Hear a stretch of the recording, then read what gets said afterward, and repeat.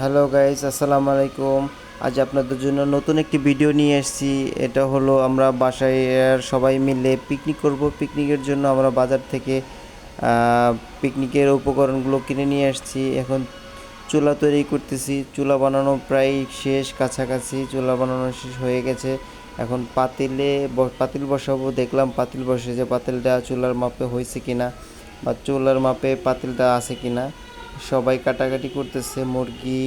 এখানে মুরগি কাটতেছে, কেউ পেঁয়াজ চলতেছে, রসুন চুলতেছে, আদা রসুন চুলে তারপরে আমরা পাক শাক করবো। তাই সবাই মিলে কাজ হাতাহাতি করে কাজ কমপ্লিট করতেছি। এদিকে যে ছোট বাচ্চারা খেলাধুলা করতেছে, কেউ পানি আনতেছে, সবাই মিলে আমরা আনন্দ করতেছি। আপনারা ভিডিওটি দেখুন, সবাই ভালো লাগবে। আলু নিয়ে এসেছি, আলু কাটাকাটি করব। আর একজন উনি আর কি পাতিলটার নিচ থেকে আর কি একটু মাটি দিয়ে লিপে দিচ্ছে, যাতে পাতিলটা পোড়া না লাগে। কারণ পোড়া লাগলে পাতিলটা পুড়ে গেলে খাবারটাও বেশি ভালো লাগবে না, এবং কি পাতিলটাও নষ্ট হয়ে যাবে। যার জন্য নিচে একটু কাদামাটি দিয়ে পাতিলটি লিপে নিচ্ছে। এখানে আবার মুরগি কেটে মুরগি ধরতেছে। মুরগিটা ভালোভাবে ধৌত করার পরে তারপর আমরা মুরগিটা ভাজবো। এই জন্য এখানে একজনে মুরগিটা ধোয়া পোছা করতেছে। তারপরে ধোয়া শেষ হলে মুরগিটা নিয়ে আমরা রান্নার কাজে ব্যবহার করব। আরেকজনে চাউল নিয়ে আসছে। চাউলটা আমরা এখানে মোটামুটি 25 জন লোকের জন্য 5 কেজি চাউল নিয়ে আসছি। আর 4 কেজি গরুর মাংস নিয়ে আসছি। গরুর মাংস না, মুরগির মাংস নিয়েছি।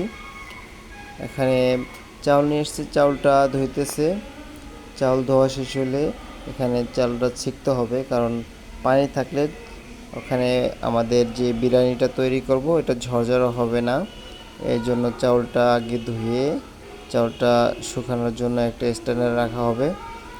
চাউলটা আমরা রান্না করার জন্য হাফ কেজি মতো কাঁচামরিচ নিয়ে এসেছি। এখন আমরা প্রথমে পানিটা গরম করে নিব, কারণ ঠান্ডা পানি দিয়ে বিরিয়ানি রান্না করা যায় না। পানি গরম হয়ে গেছে, একটা পাত্রে পানিটা উঠিয়ে নিব। পানিটা ওঠানোর পরে আমরা তেল দিয়ে দিব।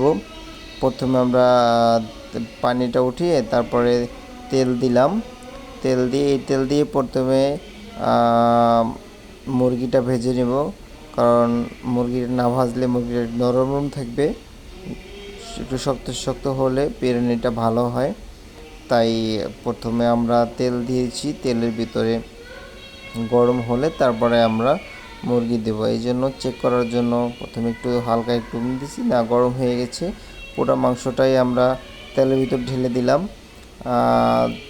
এরপরে তেল এবং মুরগির নাড়াচাড়া করতে হবে, কারণ যাতে নিচে যাতে না লেগে যায়। তাও হালকা হালকা লেগে গেছে, আপনারা দেখতে পাচ্ছেন। এখন মুরগিটা ভাজা হয়ে গেছে, আমরা একটা স্ট্যান্ডারে উঠে নিয়েছি। স্ট্যান্ডারে ওঠার পরে এরপরে আমরা সম্পূর্ণ মাংস যেগুলো ভাজা হয়ে গেছে সম্পূর্ণ মাংসগুলো আমরা উঠিয়ে নিব। কারণ সম্পূর্ণ মাংস উঠে না নিলে এখানে আমরা আলু ভাজবো, পেঁয়াজ ভাজবো, না তো ওগুলোর সাথে যে মাংসগুলো থাকবে সেগুলো পুড়ে যাবে। তাই সম্পূর্ণ মাংসগুলো উঠে নিই। দর্শক, আপনার যদি ভিডিওটি ভালো লাগে অবশ্যই লাইক, শেয়ার, কমেন্টস করবেন। আমরা একটা ভিডিও বানাই, আপনারা দেখেন, আমরা আরও যদি কমেন্টস করেন আমরা উৎসাহ পাই যে আর একটা ভিডিও তৈরি করি। এখন আমাদের মুরগি ভাজা শেষ, তাই আলু দিয়েছি। আলুটাও ভালো করে ভেজে নিব। আলু ভাজাও প্রায় শেষের দিকে, আলুটা উঠিয়ে নিচ্ছি। আলুটা সম্পূর্ণ আর একটা বলে বা যে কোনো একটা পাত্রে আমরা আলুটা উঠিয়ে নিব। সম্পূর্ণ আলুটা উঠিয়ে নিয়ে তারপরে আমরা পরের প্রসেস শুরু করব। এবার আমরা পরবর্তীতে আলুটা উঠিয়ে নিয়ে এবার তেল দিয়েছি। তেল দিয়ে প্রথমে পেঁয়াজ দিলাম। পেঁয়াজ দিয়ে এখানে পেঁয়াজটা ভালোভাবে ভেজে নিতে হবে। পেঁয়াজ দিয়ে দিলাম, কারণ তেল একটু কম হয়েছে, এজন্য তেলটা আবার করে দিয়েছি। আমরা 4 কেজি মাংস এবং 5 কেজি চালের জন্য 1.5 কেজি তেল নিয়েছি। আপনারা কম বেশি নিতে পারেন, স্বাদের উপর ডিপেন্ড করবে। আর হচ্ছে এরপরে আমরা দিয়ে দিব, দর্শক দেখতে থাকুন আপনারা। এরপর আমরা পেঁয়াজটা ভালোভাবে ভেজে নেব। পেঁয়াজটা ভালোভাবে ভেজে তারপরে আমরা বাকি মশলাগুলো দেব।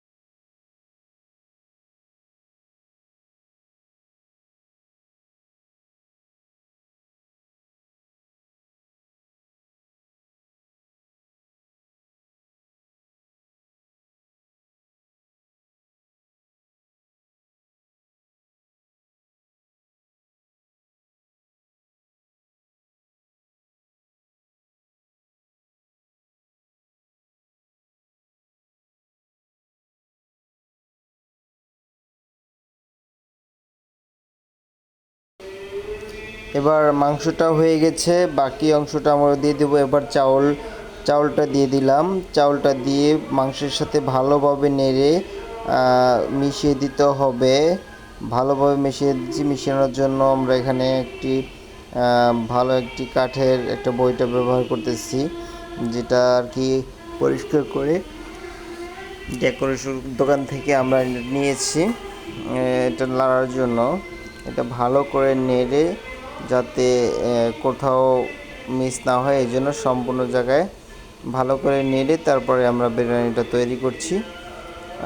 দেখুন সুন্দরভাবে মিশানো হয়ে গেছে। একটু মিশানো হয়ে গেছে। এবার আমরা দুইটা ভালোভাবে মিশানোর পরে একটু ভেজে নিয়েছি। এবার আমরা পানি দিয়েছি, পরিমাণ মতো পানি দিয়ে এটা ভালো করে নেড়ে চেড়ে সম্পূর্ণভাবে মিশিয়ে দিতে হবে। পানিটা পরিমাণ ভালো করে দিতে হবে, কারণ পানিটা বেশি হয়ে গেলে বিরিয়ানিটা আপনার নরম হয়ে যাবে। আর পানিটা সমান মাপে যদি দিতে পারেন, সেই ক্ষেত্রে আপনাদের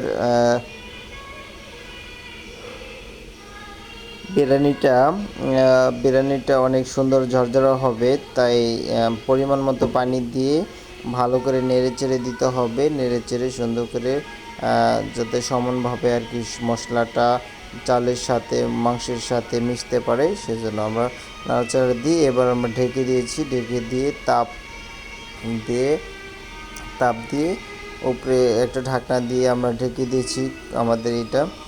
আর মাঝে মধ্যে কয়লাটা লেড়ে চেড়ে দিতে হবে যাতে আগুনটা পায়। এখন আমরা উল্টে দেখবো যে কী অবস্থা, বিরিয়ানির কী অবস্থা। দেখেছি প্রায় একটু নরম হয়ে আসতে আমাদের চালটা ফুটেছে।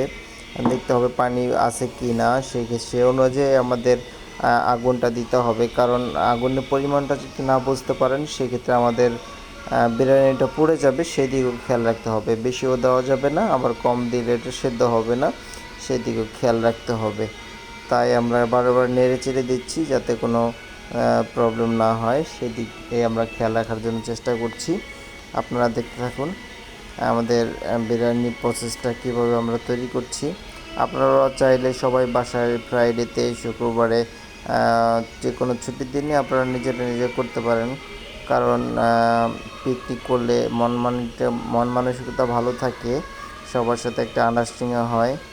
তাই সবাই মিলে আমরা একটা তৈরি করেছি, নিজেরা করলে ভালোই হয় আর কি। এখন আমাদের বিরিয়ানিটা হয়ে গেছে প্রায়, তাই আমরা এটা বেশি একটা নাড়াচাড়া করব না, বেশি নাড়াচাড়া করলে এটা লুজ হয়ে যাবে, এটা বেশি গলে যাবে, তাই আমরা বেশি নাড়াচাড়া করব না। এখন আর একটু ঢেকে দিব। আমাদের চুলার যেই আমাদের রান্নার শেষ পর্যায়ে দেখুন। ভিডিওটি ভালো লাগলে সাবস্ক্রাইব করুন প্লিজ।